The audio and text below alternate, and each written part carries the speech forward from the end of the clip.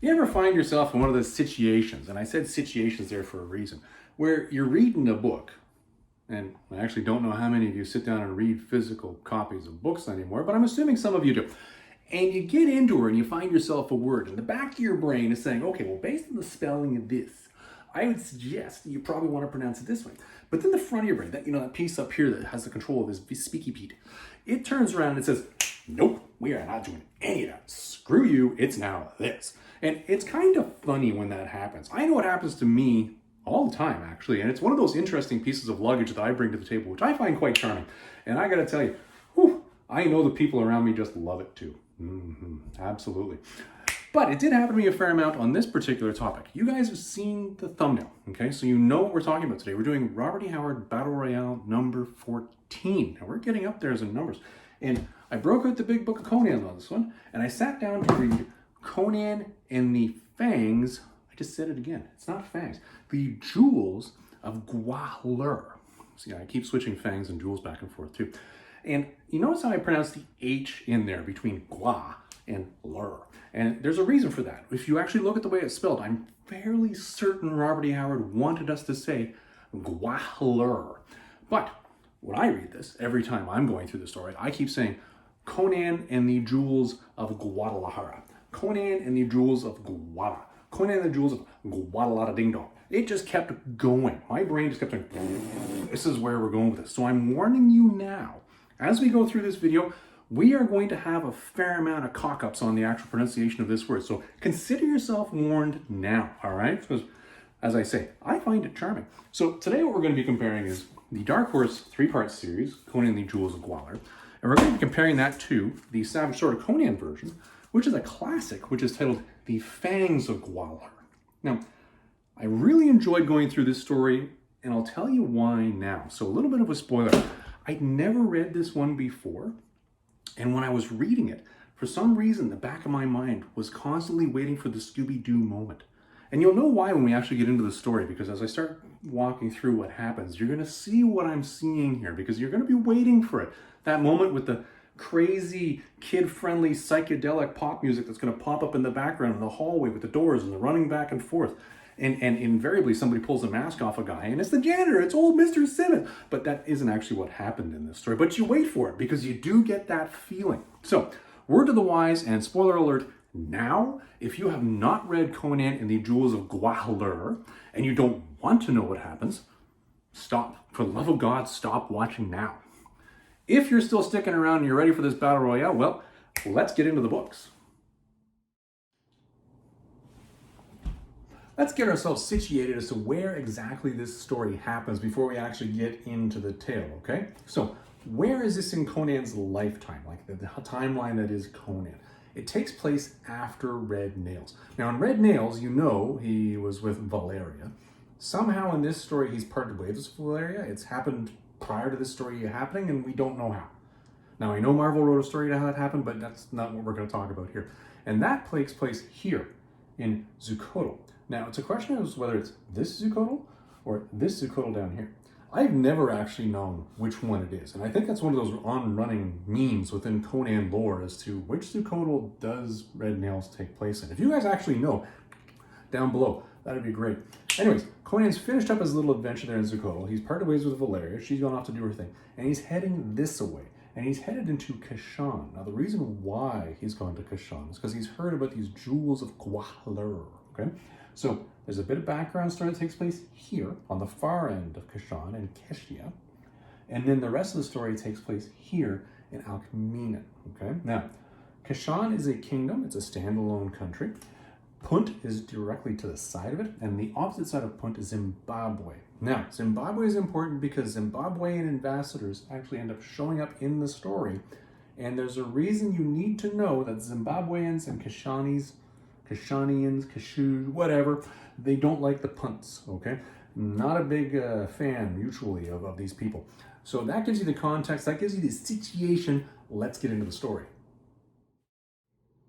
All right, let's get into this bad boy. First, we'll break out the book. So, talking about the story. Now, we've already talked about where this takes place, okay? So we know it takes place in Kashan, okay? The story starts out with Conan, and again, I could sit here and you guys can look at me while I tell you the story, or we can look at the actual book. Probably is a fair amount better than looking at my ugly mug. Conan is climbing a cliff. And what's happening is it starts off with him basically being 150 feet up from the actual jungle level, but 150 feet below the actual precipice at the top of the cliff. And Conan is climbing this because he has gone to Kashan, and he's mulling as he's climbing. This is where you get the background story. He's gone to Kashan because he's heard of the wealth of Alkmenon. Okay, so this is fairly important. He's there because he wants money. But Kashan is not necessarily really a friendly place for foreigners. So what Conan has done is he's gone to the king and he said, listen, for a price, I'll go ahead and I'll lead your troops and train them how to kill the people from Punt, because I know you guys are actively at war with them. And he did that as a cover, basically so he could find out what was happening here and how he can get these jewels of Alkmenon. In particular, he's interested in the jewels of Gwahlur, okay? He wants these because they are famous all over the world. Everybody knows about the jewels of Gwahlur, because apparently these are literally things that were pulled out of an elder god. It's referred to as the fangs of Gwahlur in the story as well. And they're a holy relic for the people of Keshia. Okay, so this is fairly, or Kashan. Keshia is the capital. It's fairly important that he wants these, but he has to be really surreptitious about how he finds them. So this is why he's gone with this story of, listen, I'm going to help you train to actually kill the people from Punt. And he actually is fairly successful. The king and the royal court are fairly happy with him, and he's reflecting back on this.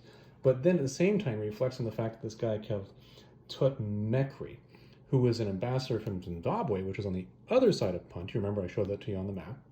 He's come to town with a Zimbabwean, basically, emissary group saying, listen, here's what we're going to do. Instead of you guys waging war on Punt by yourself, we're going to ally with you. We're going to get together. We're going to work together. And we're going to attack Punt at the exact same time. And then we're just going to decimate them. And all we want is, we'll give you Punt. We just want 100% of the actual trade monopoly going in and out of it. So to the king of Kashan, or Keshia, this sounds pretty good, right? Like you've got a nation sitting basically on the other side of your enemy that's going to attack at the same time. So good plan. He likes it. The issue here being, Conan knows this Tutmekri guy. And he knows he's a shyster. He is a grade A, not good person. And the other part of it is there's actually another guy that hanging out with Tutmekri that Conan also knows is a shyster that sort of gives the whole thing away. Conan's looking at this guy saying, okay, here's what's actually happening. Here's what's going to go down here. Effectively, Zimbabwe and you somehow have finagled your way where you're going to convince these guys you're going to work with them. And you're going to just rob them all blind and decimate both of them once the war is over and they're both weakened. And Conan knows that one of the first things they're going to do is they're going to get rid of him. And while the king is considering the emissary's commentary, his priests pipe up. And his priests pipe up and they say, hey, listen, this is an important enough decision. And there's two names for the priests. I'm not going to get into them here. We're just going to go through this rather quickly. Two names for these priests. But the head one's like, you know what we're going to do? We are going to go and see the Oracle at Alkmenon, and they're going to tell us what to do. Because this is such a huge decision, we can't make it on our own. And Conan's like, Oracle at Alkmenon. And this is where he hears about Yarala, who is an old queen that died prior to the prime of her life, and whose body will never decompose, that's kept in Alkmenon, and how it's an oracle. But he also hears a story about how the last priest that went there never came back, and his retainers that did come back were telling terrible, terrible stories. But part of the story that he did hear, though, from one of the drunken priests was that's where the jewels of Gwahlur are, or the jewels of Gwaladala-Ding-Dong, or whatever else we want to call it today. Anyways, he hears those are there. He also hears that all the rest of his treasure is there, and there's a throne made out of gold there, and he's like, ho. And this is what gets him thinking, because at the same time, this emissary from Zimbabwe, Tutmekri, has said, well, all we're asking for right now is a couple of these jewels of Gwahlur, just as a show of good faith. And we're going to take them back and put them in our temple of Dagon, and I can't remember who the other guy is. And Dagon is pretty important. For those of you who are H.P. Lovecraftian, you know Dagon's important. And the other issue why Dagon's really important is if you've watched my other prior video I made where I said, here's my favorite Savage Sword of Conan story ever. In one of those stories, Dagon is heavily referenced. I'm not going to spoil it, but trust me, you actually see Dagon in the story. It's a thing. Anyways, Conan's thinking, whoa, here's how I know this guy's a shyster. He's just trying to take this, and Conan's now thinking, well, since nobody's gone to see this Yarala for 100 years, I'm assuming that this is all part of the scam so that you guys can get the jewels of Gwahlur. And he's also thinking, well, this is definitely it for me, because if they know I'm here, and they know I'm a thief, and I know they're a thief, they're just going to try to kill me, so I'm out of here. So he books it out of the capital the night before the priests are supposed to leave to get over there by himself. So off he goes down. And then it brings you back to the present. This is why he's climbing the cliff. So he gets up to the top of the cliff, and just before he gets there, he sees a cave. And he climbs in the cave, and he finds the mummified remains of somebody who's facing to the east into the rising sun. And there's a scroll on it. And he opens the scroll, quickly looks at it, says, okay, I recognize this good enough, tucks it in his tunic, continues climbing, and then he's standing at the top of what's effectively a ring like this of cliffs all the way around with a bowl in the middle, which suggests that, you know, this old capital is either built in the middle of a dead volcano, not dead as in dead, but, you know, non-active, or it's sitting in the middle of a crater. One or the other, right? Like, you don't end up with that kind of a cliff, complete circle with a right in the middle. Like, it don't make sense, especially considering there's cliff sides on the other side as well. That kind of says, yeah, probably one of those two. So anyways, he makes his way down into it, and as he heads in, he wanders into the actual city itself, and he's pleased to see that he can actually see a city. And this is where we're going to get a little bit quicker on how it happens here. He goes zipping into the city. He finds a throne room. I'm not going to talk about what happens there. It's pointless. He finds the actual chamber where Yarala is kept, and he's really taken aback by this. And he's like, wow, that is actually a dead woman. That's creepy. That's a thing. And he says, well, whatever, I'm going to go continue looking for wealth. And he goes into another alcove, and he finds a little hole in the wall with holes right behind where Yarala's body is, where he then puts two and two together and says, this is where the oracle of the Alcheminon comes from. This is basically priests just talking through this hole, telling the other side what they want them to hear. He's a clever boy, this Conan. Anyways, he says, I'm not here to figure this out, though. I want wealth. Wanders back into the room where Yarala is. Can't find anything in there that will tell him where it is. And he's coming back out and he's saying, well, I only have a day. And, you know, I really don't have a lot of time to figure this whole thing out. Maybe I should just wait for the priests to get here, do their thing, and then when they're stealing the jewels, hopefully they'll only take some of them, and then I'll just take the rest. And he's sort of thinking about this, and he pulls out the scroll that he found, because he's got time on his hands. And he starts reading through it, and he understands that this mummy, and he puts two and two together, is actually this guy named Bit-Yakin, who literally came here with his servants.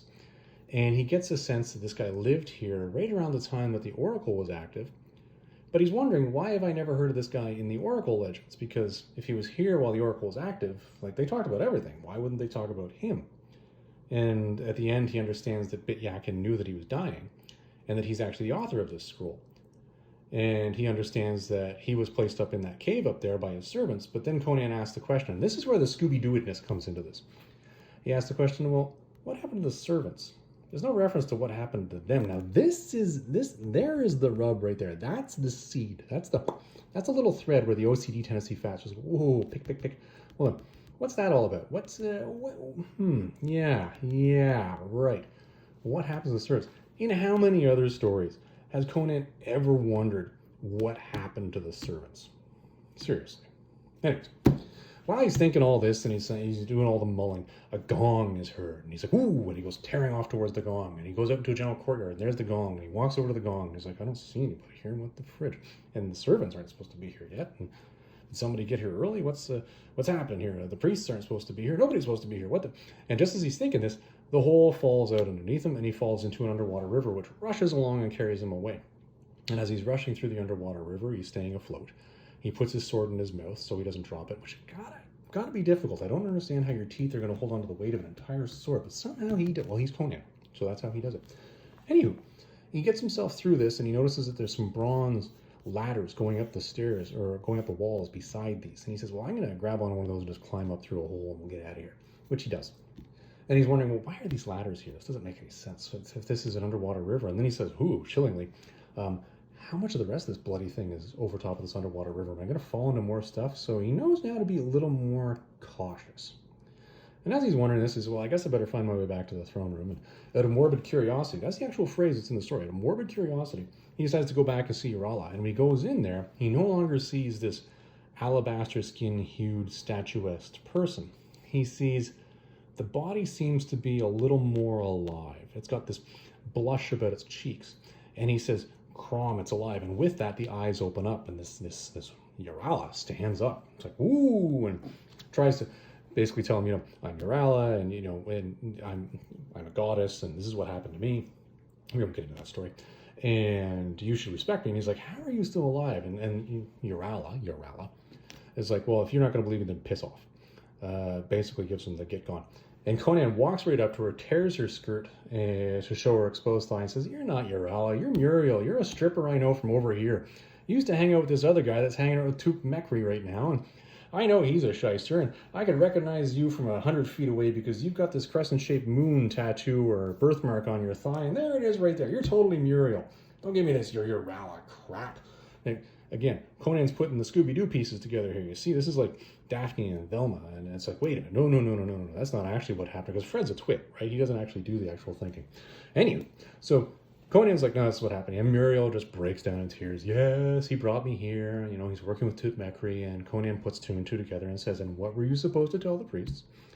And she says, well, I was supposed to tell them that they should give all the jewels of Gwahlur to Tewkmekri and go along with it so that they can go into the temple of Dagon and then go to war with them. And by the way, they were supposed to flay you alive immediately. And Conan's like, yeah, okay, here's what you're going to do instead.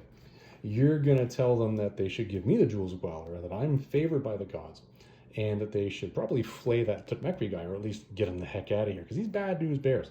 That's what he's telling him. And Muriel's like, do I really have to do this? We could just leave. My slave master's right over there hanging out in the banyan trees. And he's like, no. You stay here and do what I tell you to do. And I'm going to go myrtleize that guy. He doesn't actually say myrtleize. I'm putting two and two together here. He kind of paraphrases. Anywho, so he says, you stay here. She squawks a little bit. He says, shut up, stay here and tell the story. And off he goes. He goes tearing out, and he's going to go and kill this dude. I expect to kill this dude. Well, he goes sneaking up on him, and as he's sneaking up on him, he suddenly sees that this guy's face is right there in the trees, staring at him. But it's staring at him in a weird way, and it's staring at him at a height that suggests that this guy's the same height as Conan. And Conan knows that at best he's like mid-chest to Conan. So Conan's like, something's not right here. So he looks down into the bushes, and all he sees is a tree trunk. Doesn't see any feet. Kind of weird. He's thinking maybe he's standing on a box. I don't know. So he creeps his way on over there to find that actually it's just this guy's head tied up on a branch. So at this point in time, Conan's thinking, okay, I was thinking about these servants guys earlier, and nobody ever said what happened to them. Right. See, it's kind of like Scooby-Doo, but with murder. So he goes tearing back to Muriel. But as he's tearing back, he notices that there's flames coming along, and they're doing this. Bobbity, bobbity, bobbity, bobbity. Because they're in line as the priest's wandering in to talk. And he goes sneaking around them and goes into the alcove where a priest would normally say the magic words. Or at least the magic words. And everybody would assume it was the actual Urala. But in this case, he knows that Urala, Muriel, is going to give him the message. So he gets up there and he listens to the whole thing. And she gives the message, does everything that she's supposed to do. And Conan's all happy about it. And he's like, wow, she's really good at this. I should keep her around for later, because you know what? That is quite the shyster we got our hands on here. And he's pretty impressed. And he's about to go around and meet up with her when the priests are leaving, and also follow them to get to the jewels of Gwahlur, because he knows that's where they're going now, so they can give the jewels to him, because that was the advice that he told Muriel to tell them. And as he's coming around, he comes out and he finds that one of the lesser-known priests is actually throttling Muriel on the spots, and the whole story comes out. That this lesser-known priest was the one that's actually in cahoots with Tewkmekri and this shyster, and they all had this plan, and that's how it all came about. And Conan comes running up on him from behind and is about to cleave his head in two, and of course the girl looks at him dead on, and of course the guy gets a sense something's happening. He turns around, glancing blow off his head, gets knocked unconscious. And Conan says, yeah, that'll happen. By the way, what happened to that giant jewel that Urala actually had on that was in your hair that's worth a fortune in and of itself, and why isn't it on your head right now? Because, we should be getting out of here with all my loot. And she's like, oh, it must have fallen down in there, And she goes, well, go back and get it, and I'll take care of this guy. And he hauls him into the other alcove, and he's about to cleave him in two when he hears Muriel yelling that Urala is back, and just hysterically. So he said, all right, well, I guess I'm not going to cleave this guy. I'll runs around to the room, and there he sees that Muriel, who he thinks is Muriel, is lying down on the dais again. And he looks at her closely, and he recognizes, wait a minute, your dress is supposed to be torn because I ripped it myself. And that's not torn. And then he looks at it closer and goes, no, that's actually Urala. ah, ooh, e. And he looks around and says, well, what the heck happened in here? As he's looking around, because he searched the room previously, he sees a piece of Muriel's actual skirt, sticking out through a couple of the stones. He says, ah, that's the secret chamber. So now we're getting a sense of the Scooby-Doo secret chambers that are hidden all over this place. And he goes, ah, ha, ha, ha, right. Now I'm putting her together here. So he goes over there with his sword, and he stabs it on there, or a dagger, to try to pry it on open. And it's funny, because at a point in time, he says, well, this is a really strong dagger, because it's from the actual same city where he met Muriel to begin with. Kind of cool.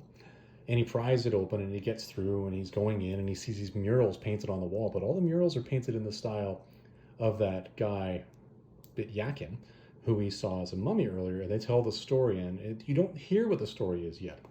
You just hear that Conan is now able to piece the story together from what he couldn't understand when he was translating that actual scroll earlier, because he only understood part of the language, not all of it. And he gets the full story, and bing, the lights turn on, right? And he's like, ooh, the light's in his head, not in the tunnel. So he continues to follow along the tunnel. He sees a doorway, and he hears shuffling behind it. So he starts to push and pry at this, when he suddenly hears a lever being pulled. And he dives backwards just in time to see a stone fall where he was previously standing. And then he hears shuffling on the other side of the door again. He's like, I can't get through there anymore. So he heads back. Well, just as he's heading back, remembering that light is coming through the area that he's coming down, the door shuts that way. He's like, oh, bugger. Because he stuck a dagger in the ground to hold that bloody thing open. Why is that closed? So he goes wandering back, somewhat panicking, because he's thinking somebody's going to come and stab me in the back in the darkness. Nobody does. He gets to the door, tries to push it open, can't do it. Finds a lever in the darkness, pulls the lever, the door opens. He's like, oh, all right. And then he sees that his dagger is gone, and he goes to find the actual lesser priest that he was going to cleave. Well, he's gone. He starts to put two and two together. He goes, oh, that guy must have just, come and grab my dagger and buggered off after the rest of the priests. That makes sense. He says, well, I can't go after Muriel because I can't get that way. I don't know where that other priest went, so I guess I'll just follow the rest of the priests who are going after the jewels. So he follows them into an actual cave that is clearly referenced here as being pre-Alcheminian. Okay, is that a phrase? It predates the actual old capital. Like, this is old god, like Elder God, H.P. Lovecraft type cave carvings. And as he goes in, he sees that the priests are really taking their time, because they're stopping at every one of these little, I guess, goblin carvings. And they're worshiping before they go past it and go further. And he's watching the whole thing happen, and then suddenly, boom, bright blue light shows up, and Yarala suddenly shows up in the middle of the room. This booming voice says, because the priests are somewhat shocked, because they already spoke to Yarala in their minds, says, oh, you are blasphemers, and why are you going after these things, and who you spoke to before was a demon, and this place is bad now. You need to take all the jewels and get out of here, and you need to flay that and boil that Conan guy alive. He's bad news bears. And Conan hears all this, and he's like, how is that happening? It's kind of weird. So the priests tear off to go get the jewels. They're no longer taking their time doing their worshipping thing as they're going. And Conan is hanging around, wondering, what's going on here? And wanders on over, and what does he see? He sees that this is, in fact, the body of Yarala, as in the goddess, who's not, well, I guess not really a goddess. Hard to explain, she doesn't decompose. It's almost like she's a vampire. I can't tell. Anyways, but she's tied to a stalactite. Stalactite? Is it held tight to the roof, or might it actually meet the roof? I can't remember if it's a stalactite or stalagmite. Doesn't matter. Anyways, she's tied to one of these things with cords that couldn't be seen. And he's looking at the powder on the ground. He's thinking, oh, this is Stygian blue powder that just makes things glow. And then he's putting two and two together. He's like, oh, wait, this is probably that lesser priest. That's just as the lesser priest literally tries to ambush him, and Conan just guts the guy. The guy's dead. At this point in time, Conan says, okay, well, I better continue following. And as he's wandering off and he's heading along, he passes a room where he hears somebody sobbing. And he looks through the door, and he sees that there is a carved statue. Again, this is not a statue that would belong to either the elder gods that this whole cave is about, or the Alcheminian gods that were there. But it's actually, again, going back to this Bityakin guy and his particular religion. And on it, chained up with shackles of gold, is Muriel. So he goes breaking in and breaks the chains easily enough, because they're gold, and says, we'll have to get the shackle pieces off your wrist later when I have a file, because they're pretty thick. But, we got to go and, get these jewels of Gwahlur. And she says, oh, yeah, there was this monkey man. And he's like, yeah, I know. Those are the servants of Bityakin. I put it all together, The river that goes below here is actually full of dead bodies that come from upriver. And these guys survive by actually fishing the dead bodies out and eating them, which is really gross. And then Conan's kind of, you can almost feel his skin shuddering with the fact that he was swimming in that water earlier with an open... Anyways, bottom line is, that's bad news bears. And he tells him about Bit-Yakin and how Bit-Yakin actually was the oracle of Alkmeenon for all those years while he was here, because, you know, he had extra long life that lasted hundreds of years. And he just basically ate all the offerings that were given to him. But he died. And the first priest that showed up after he died, well, the monkey guys had no idea what to do, so they just ripped him to shreds, and that's why the last guy who came in here had a really bad experience, which is why people went back telling horror stories. And he's like, so what we got to do is we got to get in here, get my jewels and GTFO. And she's like, we should leave. And he's like, no, we're going for my jewels. Shut up, let's go.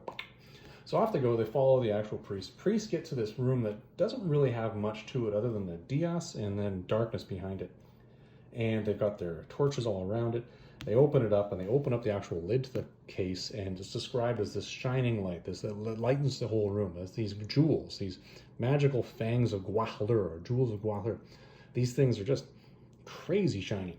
So the whole room is lit up, but then they talk about this dark presence that comes forward towards it from the back, and out of it come the monkey guys. And the monkey guys basically descend on the priests and just myrtleize them. It's a slaughterhouse. But one of them makes it and takes off down the tunnel. And all the monkey dudes go after him. Because, you know, why not? They don't think anybody else is around. Not knowing that Conan and Muriel are sitting in the upper echelons of this temple actually watching this whole thing happen. So when they all take off, Conan says, okay, you were here. I'm going to go with the jewels. And they'll leave. And she's like, no, don't do it. He's like, I'm going to go do it. So he goes down there, gets the jewels, comes back. They cross this sort of it's described as an arch going across to a room where, well, not a room, a door where he saw stars outside. He knows this will take him outside of the overall ring that this whole capital is within. And he's like, okay, we'll go out here. Well, as he's going, he hears shuffling behind him, and one of the little monkey guys has hung out and stayed back. And Conan's like, yeah, this is going to be bad, because that guy's super strong. He's huge. So he says, you stay here, I'll go take care of this. And he goes out, and he goes, whack, and cleaves the guy down on his shoulder. But the guy's strong enough that he just blows Conan off the side of the thing. Conan falls down to an arch that was below it. And the guy is running over the stairs to come down and get Conan in the lower arch. And when he was coming around the stairs, who does he see at the end of it? But, oh, there's Muriel standing there with the jewels, not listening to Conan told her. So he picks her up and goes to take off on the upper one until, due to lack of blood, he basically dies. He just bleeds out and falls. And when he falls, he drops Muriel and the case that has the jewels of Gwahlur in it down on the level that Conan's at. Well, Conan has a split-second decision to make. Does he catch Muriel from falling into the disgusting river of darkness where she'll never come back, that's below him? Or does he catch the jewels? Well, Conan being Conan, does the right thing, catches Muriel, picks her up, runs for the outside just as the rest of the monkey dudes are coming, and says, let's get out of here, climbs down, and runs off to their horses, and he says, hey, you know what would be great? This is going to be fantastic. Because he's saying, I got this great idea, and she's all upset. And he says, no, you don't need to be upset. Yeah, you just cost me the jewels, but there's no sense in worrying about what already happened. It's already happened. What we're going to do here is we're going to head to Punt. Because in Punt, they worship this white woman god. What we're going to do is the same scam you were pulling here, but to them.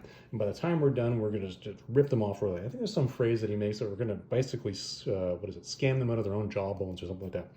And that's the end of the story. So you guys see what I'm saying here, what I'm saying. This is very Scooby-Doo-ish, because all this stuff was happening in the capital here, and you didn't know if it was magic. You didn't know what it was. But when you're reading it, you really do get a sense with the little hints that Robert E. Howard was dropping. Well, what happened to the servants? How far does this river go underwater? What's with all these secret corridors? You really get a sense that there's something that's much more tactile happening here as opposed to some macroeconomic, like ghosty, ghouly, nasty, crazy elder god thing. And really that was what was happening. It was just a whole bunch of monkey dudes that didn't know what they were doing. Well, they knew what they were doing. They didn't know why they were doing it. Just killing everything in sight. So, yeah, kind of a cool story. I really enjoyed this one because it had that Scooby-Doo-esque sort of feel to it. Yeah, kind of neat. All right, that's the story part done. Let's do the Dark Horse version first, shall we? Yes.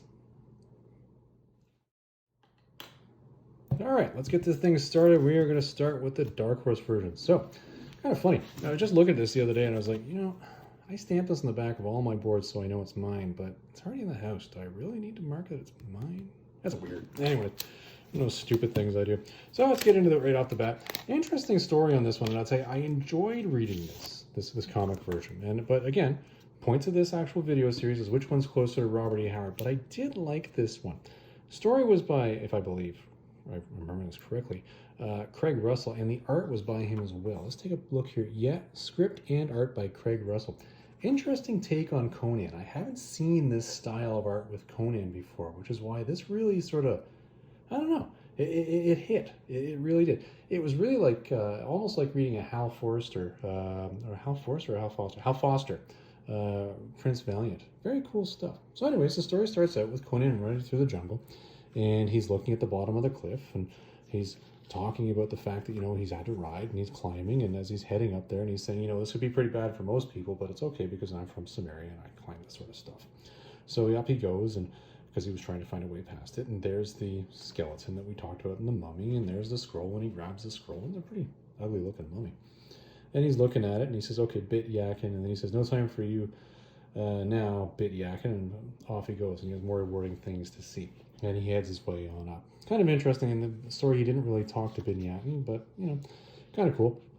And he heads on up, and we get the flashback. We get the flashback of him coming to this place and offering his services, how he says he's going to do this for a price. And it's kind of interesting, as one of the people says, you dare? Because he's talking about for a price. And Conan's like, well, yeah, Victor doesn't pay for itself. Cool comment. It really does give you a little vignette into this particular author's take on Conan, which kind of matches the actual dialogue of Conan in the Robert E. Howard story. Because he's like, well, yeah, you got to pay me to do this, because coming for free would probably have looked too fishy to the king. Anyway, so he talks about winning battles and doing what he needed to do, and then, of course, we have the arrival of Tutmekri, and who is another adventurer that Conan knows, and how he's saying, we're going to take the jewels of Gwahlur, or some of the teeth of Gwahlur in this particular case, and we're going to put them in our actual temple, and then we'll work together. And Conan then puts it together and says, no, you're just going to, wait till these two are tired, then you're going to attack them both and kill them both, and you're going to take the jewels for yourself. Or you're just going to take the jewels for yourself as soon as you have a chance, and you're going to leave the ambassadors get killed. He has a pretty good sense of who this Tutmekri guy is. And while he's thinking, well, what do I do about it? He overhears the priests as they're saying, we're going to go and talk to the Yarala. And as they're chatting about the fact that, this is where all the jewels are, and this is where the wealth is, and Conan overhears it.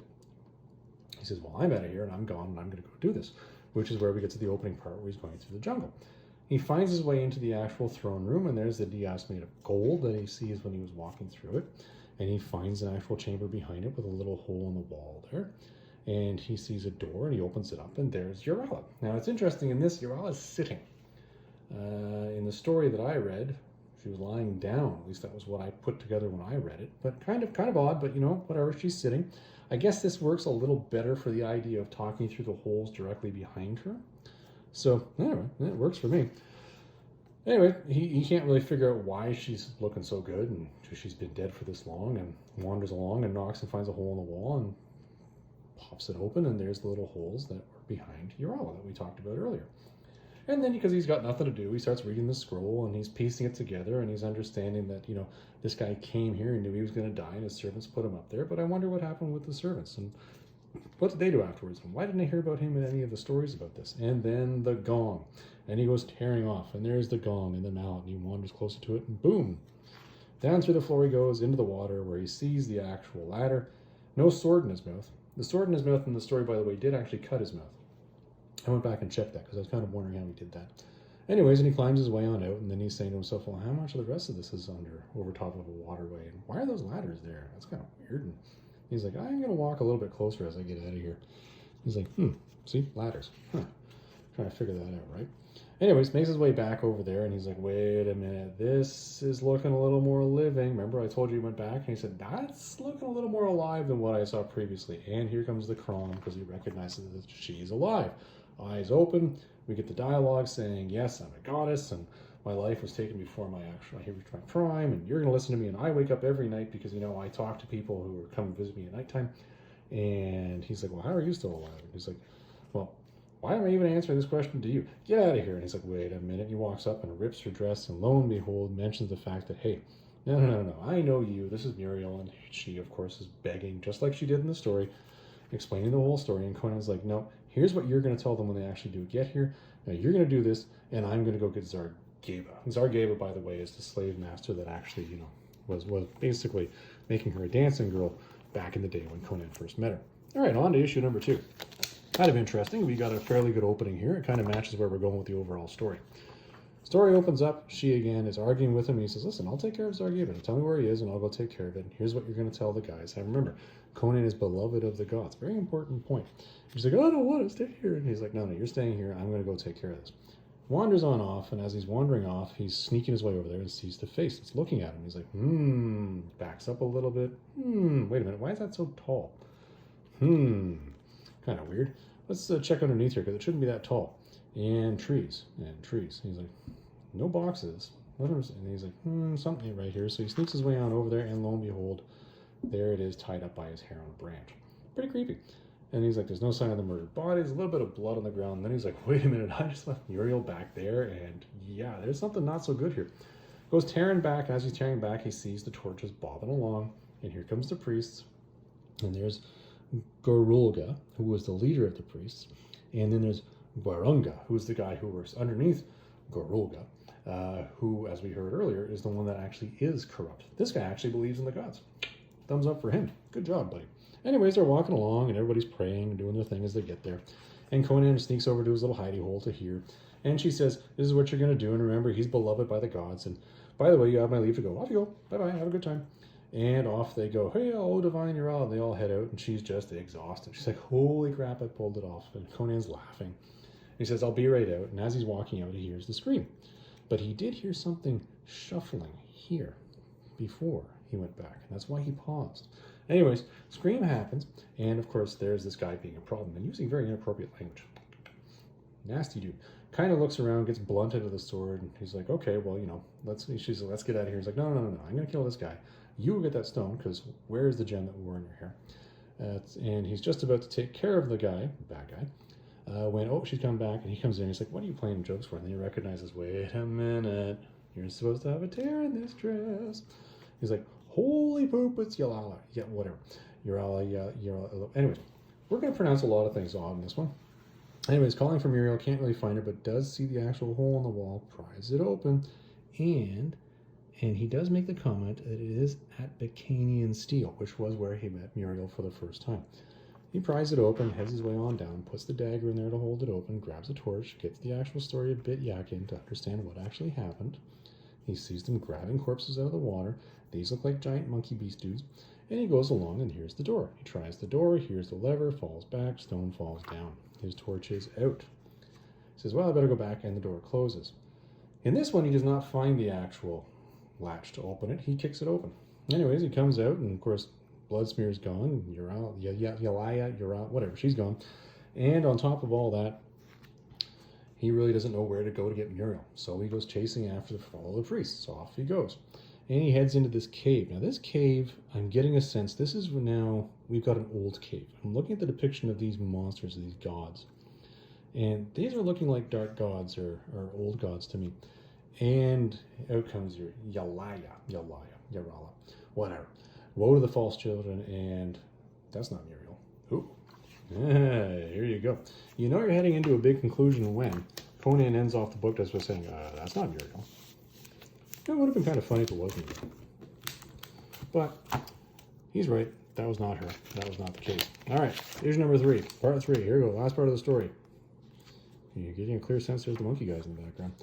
And they don't understand. And here's the voice saying, no, you were actually confused by a demon. Don't listen to that. Go and give the jewels to the embassy from Zimbabwe and, flay Conan and go.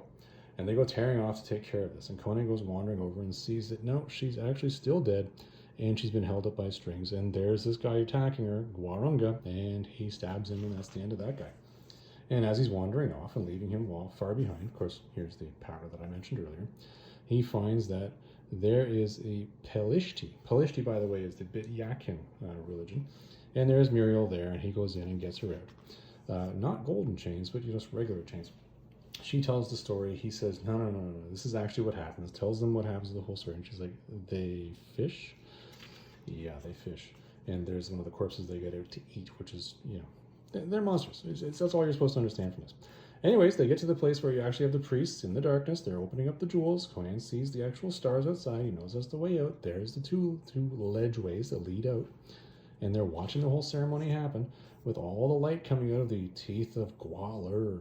And the darkness comes in, and there's the giant monkey dudes. And they don't really look like monkey dudes as they're drawn here. Anyway, they come out of nowhere and slaughter everybody. Everybody dies, except for the guy who runs away.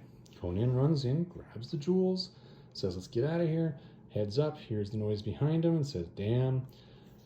And there's the guy. Now, he doesn't cleave it down the shoulder here. He cleaves into its side as he runs in there. He says, stay here, don't move. Remember that point.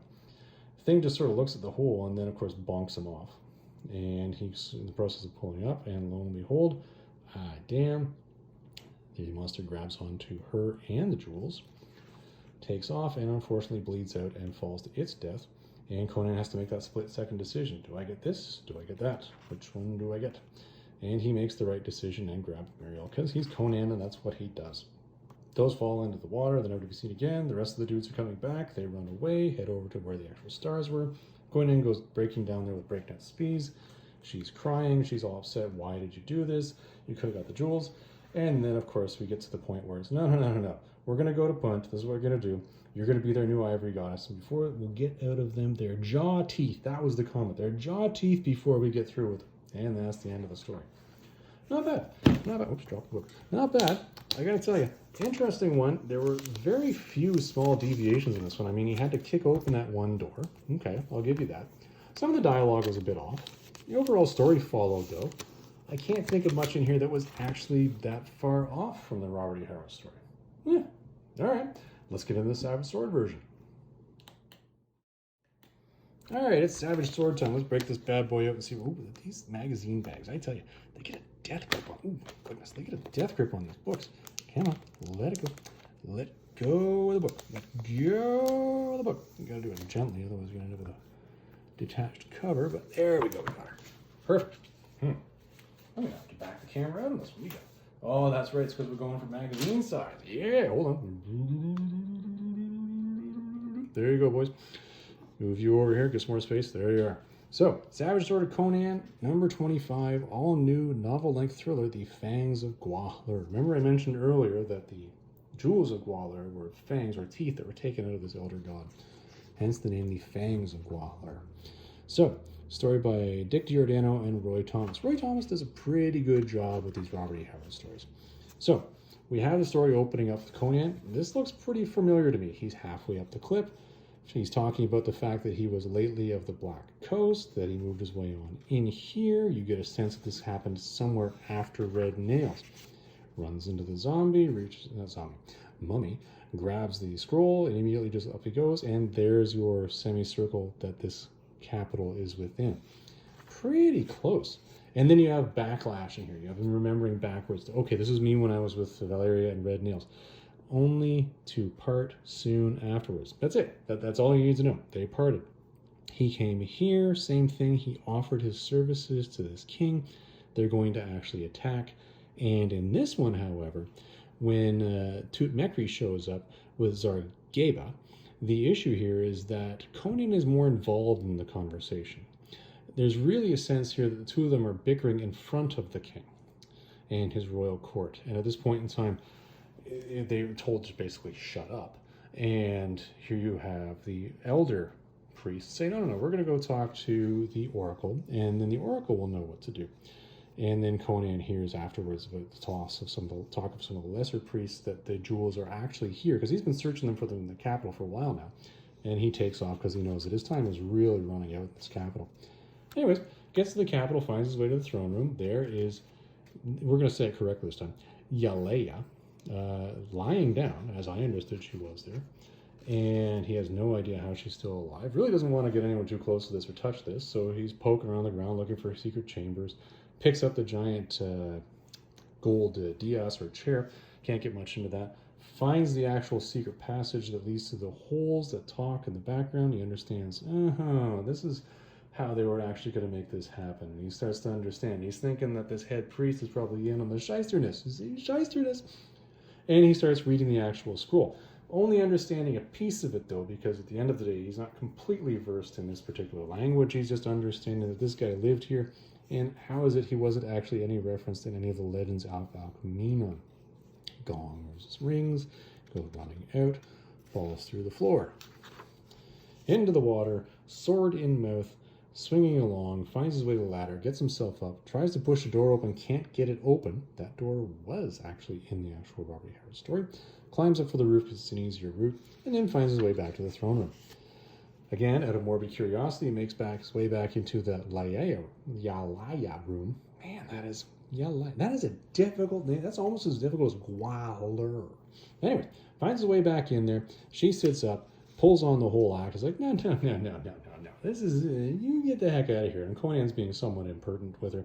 And then, of course, here comes the ripping of the dress. In this particular case, though, the dress is not ripped. The dress is completely removed. Yeah. You got some cartoon bums going on there. Anywho, and he makes the conversation, said, no, you got a crescent-shaped mark on your hip that proves it. This is you. I saw you here. You're Muriel. And the whole story comes out about how they got there the day earlier. They had a secret passage, and how Zargeba had removed the actual Yalaya and given her the clothes to lie there, and she was just to wait. And Conan's like, okay, this is what you're going to tell them. Of course, there's still no clothes on her yet. And I'm going to go and take care of that shyster for you. Off he goes, making his way along, and there's the head that he finds after he's looked under the bushes to see why is it so tall. And he's a little concerned, goes running back because he's thinking, I better get back there, when, of course, the priests arrive. Priests arrive, and he follows them along and actually goes to the secret little room with the little holes in the wall, and he hears the whole conversation happen. You have my leave to go. And Conan says, I'll be right out there. And as he's coming out in this case, he's actually distracted by the fact that there's actually a fair amount of light in here, because it's nighttime now. And this is actually referenced in the Robert E. Howard story, how this is supposed to be the shining dome of Alkmeenon, because it actually has reflective light in it that actually lights up the whole area at night. That was what distracted him in the Robert E. Howard story, that made him stop for a bit before he went back to Muriel. Then he hears the shout, runs over there and sees, what's his name? Oh, Gwahlur-Which. Sees him there being a problem, brains him and is about to kill him. And then Conan, she's come back, because of course he sent her back for the duel. And goes into the room and says, what are you playing at? And recognizes, yeah, I touched it. That is Yalaya. Ah, that's gross. Muriel, where are you? And there's the cloth in the wall. Prying open the wall and putting the dagger in makes sense. The story that's on the wall that he read to help him put two and two together, that all works.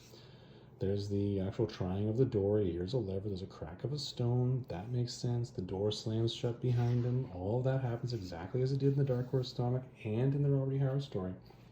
In this case, he's about to break the door when he actually finds the opening. Opens it up and finds that Yalaya has vanished again, wonders if she's alive after all. There's the blood on the ground, and the lesser priest is gone, and finds his way over to following the priest to this. Now, this is interesting. So, this, to me, is a carved giant cave opening. This more closely matches what Robert E. Howard was talking about when he was talking about it intricately carved, and he was talking about it being carved with the gods that predated Alkmeenon. Kind of interesting, although it is just a snake head here. Or is that a dragon head? Yeah, it does have a little, well, it could be a horned snake. We don't know. I'm not here to judge snakiness, okay? Anyways, gets his way on in there, and he hears the priests. They're doing their thing, and they're chanting. And Yalaya comes and suddenly appears out of nowhere. And, woe to you unbelievers, and blah, blah, blah. You know the story here. I'm not going to redo it, because they both did the job very well. They all run off, and Conan goes up and sees that it is Yalaya, and she's tied to it, and that she's been dead for thousands of years. When Garunga attacks, and he kills Garunga. Anyways, he decides that, yeah, that's her. I'll leave you here, and I'll keep my dagger, thank you very much, which helps him put two and two together. That is actually what happened and why that door closed above on that tunnel before. Anyways, he goes to follow, and as he's heading along, he hears a soft sobbing sound, and lo and behold, there's Muriel tied to basically a giant rock thing. Now, you do have soft gold chains here. And he says, that's no problem. We will just get these out of here, and then we're going to be gone. She tells the story about the crazy hairy monkey man that terrified her. Conan tells the whole story about how Bit Yakin was actually the oracle for all those years, and that after he died, they were fishing bodies out of the actual river to eat. After they died, the last priest arrived. They didn't have anybody to tell them what to do, so they ate them. Yeah. He says, now we're going to go get the jewels of Gwahlur. And there's your two archways that go across the giant natural opening. There is the altar where the jewels are. There's the priest standing around it. There's the waterway underneath it. And they open it up, and out come the jewels, and it's all shiny. The teeth of Gwahlur, or the jewels of Gwahlur. And out come the horrible monsters from behind the actual stage and slaughter everybody. Little less appalling in the slaughtering on the actual depiction here. Clearly that's the issue of 40 years of comic history just desensitizing us and making more and more ready to actually see just blood and gore in the books. Conan says, yeah, I'm going to go get the stones, grabs them, comes up, says it's time to get out of here. They head to where they see the stars. I like these depictions of stars. On a black and white comic, this is a great way to do it. Says now it's time to get out of here. He hears a sound behind them and recognizes this guy, cleaves him in the shoulder, gets swatted down, catches himself on the lower one, just in time to stand up and see the guy running to get him, only to find himself face to face with Muriel and those jewels, and decides that I'm going to take these and take off. And of course, he bleeds out and dies. And she and the jewels fall. Conan makes the right choice, grabs them, says time to get out of here. The rest of the monkey guys are coming back. Says let's get down the hole. Off they go. Muriel's crying, and at the end of the day, we'll skin them out of their jaw teeth before we get through with them. Because again, they worship a ivory woman in Punt, and he's going to carry on the whole thing. And that's the end of the story. They even had enough room to put a really cool Solomon Kane story in the back of this one. Nicely done, guys. So, was this one pretty close? Yeah, that was pretty close. Let's get back together and see what we think of this at the end of the day. All right, let's wrap this one up here, shall we? Holy crap, that was a lot of talking. You know, it surprises me because when I looked at this one, it was a fairly short Robert E. Howard story. You know, in and of itself, it's basically just Conan going into, I guess what we would call a quasi-dungeon crawl. And then as he's in there, you know, there's obviously some sort of monkey business. See what he did there with monkey business and then sort of service? Never mind. And then, of course, you have the Scooby-Doo-ness that happens on top of that. Really interesting story, but it's funny how many layers there are to this because you had all these different players and you had all this politics in the background that had to be explained to understand what we were looking at. So, of the two, the question to this whole Robert E. Howard Battle Royale is, which one's closer to the Robert E. Howard story? Well, let's take a look at the Dark Horse one first. Well, you have a little bit more background at the beginning of this.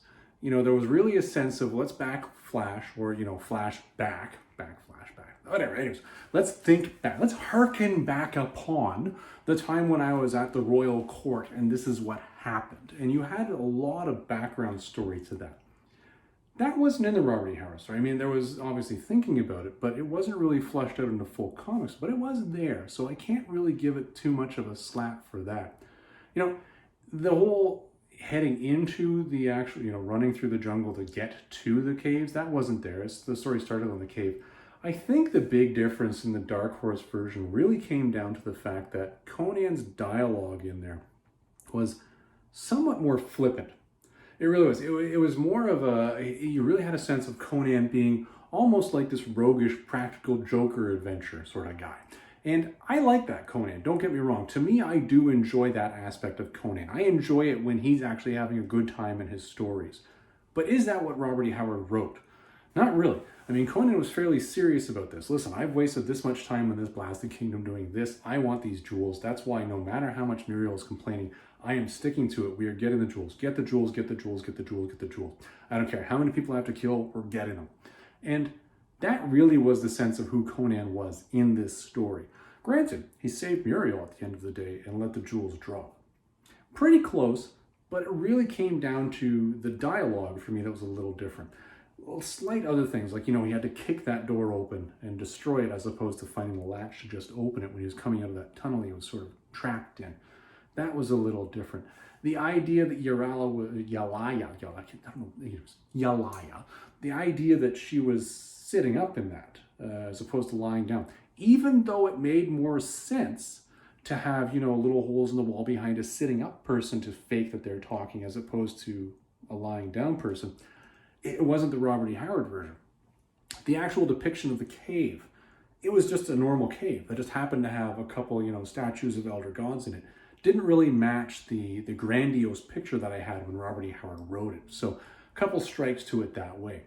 Let's go to the Savage Sword of Conan version. Well, Savage Sword of Conan, well, they had to throw the component at the beginning where they talked about the fact that this led out of red nails. You already kind of knew that if you were piecing together that he just came out of the Black Coast and the Bracken Islands. That all kind of followed naturally. You would know that as a Conanophile. But Marvel threw it in there for you. They also threw in a reference to another story that was the in-between piece between the, what we'll call red nails to this. Which, again, it's just one of those little asterisks, editorial notes that they put in there. What else in there was kind of different? The ladder looked kind of different. Yeah, I'll give you that. The door when he was trying to find his way out of the underground river, that was not in the Dark Horse version, but I only remembered it when I'm looking in the Savage Swords, so pretty close, guys. Which again is dropping that seed that you've got hidden tunnels in this place. It's basically a dungeon crawl, which leads to that Scooby-Doo type flavor that comes with this. But the rest of the story really hit home. It was bang on. I didn't really see any other deviations. So if the point of this is to say, what's the better Robert E. Howard story? Well, honestly, when I read these, I enjoyed that Conan sort of roguish, laughing adventurer type dialogue. I did. To me, that sort of made, I like that. I chuckled. But we're here to say which one's closer. So, you know what? At the end of the day, I got to give it to Savage Sword of Conan. I think they won this one hands down. It was really close, mind you. And I find this often with Dark Horse and with Savage Sword stories. They are really, really close to the original source material. But in this case, Roy Thomas hit it with Savage Sword of Conan number 25. Well, everybody, I hope you enjoyed this one. I tell you, this was a fun one for me. I was really kind of surprised at the end of the day as to how close the two were by comparison. When I do these, generally what I do is I'll read the written story first, reread it in most cases. Then I'm going to take the comic versions, and what happens is along the way, I'm basically saying, okay, well, here's my notes as to what to remember. But I never make the call as to which one's closer until we're actually shooting it in one take here, which is kind of fun because it forces me to think on the spot and forces me to really focus on, hold on, forget the which one do you like more, which one's closer to the Robert E. Howard. So really shouldn't be a surprise that these two powerhouses were so close, but it's kind of funny that at the end of the day it was a Savage Sword one that really is so much older than the Dark Horse version. Sorry for taking a while to get this one out to you guys as well. I know we had a gap in there where it took, well, a couple of weeks there where we weren't putting out regular content. And well, quite frankly, life gets in the way. Life gets in the way and life finds a way. So both a good reason and a bad reason, we're not going to go into here, but I'm glad both of them happened. Other funny thing that happened to me between the last videos that we recorded and put out here and now that I really wanted to say thank you to you guys about. Because, you know, I don't spend a lot of time on this channel, you know, hyping it up and saying, you know, smash the like button, subscribe, and do all. That's not me. When you're on here, you're getting me. This is it. Like, you might think this is an act I put on, but no, this is literally me. Yeah. Two funny things, though, that happened that I really want to thank you guys for that have nothing to do with me pushing the channel, but do have to do with the fact that people are watching the channel, which I appreciate. I was actually recognized for the first time out in public as Tennessee Fats. That might not speak to a lot of you. That might not, you know, say, oh, well, that's kind of whatever. No, to me, that was one of those moments where I was completely gobsmacked. And, you know, I'm not going to get too harsh on myself on this one, but I got to tell you, I was so gobsmacked that I was literally still stunned 20 minutes later when I was driving away that somebody actually recognized me. And it gave me that little piece of validation. And it's funny, you don't think you do these things looking for validation. And, well, I actually don't. But to get it given to you, just here it is. That was phenomenal. So thank you very much to you out there. You know exactly who you are for actually recognizing me and actually having the cojones to say, hey, I know you and I watch your content and I like it. And that I like it comment was really appreciated. Second thing that happened to me that actually shows you guys are actually watching these things is I had somebody watch one of the prior videos and actually pick up on something that I didn't even realize that I shared and took the time to reach out to me, literally to reach out to me to tell me that I'm okay. That hit. That really hit. That gets the feels, bud, and I appreciate that. And you know who you are. If you want to see that one, just go look for comments. Trust me, I haven't taken it all down. It's all there, but it really shows we do all come to this life with our own luggage. And you know, we all have our own stuff that we deal with. But in this community, we're a centralized thread. That thread is Robert E. Howard, this cool content that I like. And I'm glad you guys like it too. And if we have the chance to reach out just at random and pay it forward and say one person, hey, you're okay, I am so glad that happened in my community. Everybody, I hope you enjoyed this video. We'll see you in the next one.